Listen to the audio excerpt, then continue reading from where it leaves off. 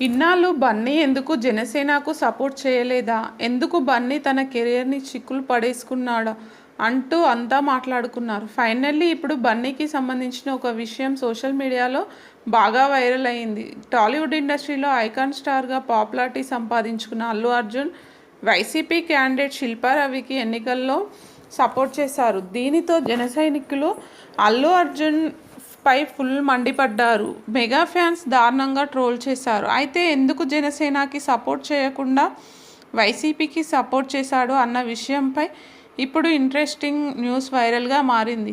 Bunny వాసుకు ticket ఇవ్వమంటూ Allu Arvind Pawan కళ్యాణ్ను చాలాసార్లు request చేశారట. అయితే పవన్ కళ్యాణ్ ఆయనకు టికెట్ ఇవ్వలేదంట. ఈ క్రమంలోనే హాట్ అయిన అల్లు ఫ్యామిలీ జనసేనకు దూరంగా ఉండిందట.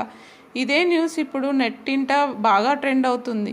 ఈ వార్తల్లో ఎంత నిజం ఉంది అని తెలియనప్పటికీ సోషల్ మీడియాలో మాత్రం ఓ రేంజ్లో దూసుకుపోతుంది. దీంతో బన్నీ ఫ్యాన్స్, మెగా ఫ్యాన్స్ మధ్య వార్ మరింత పీక్స్కి చేరుకుంది.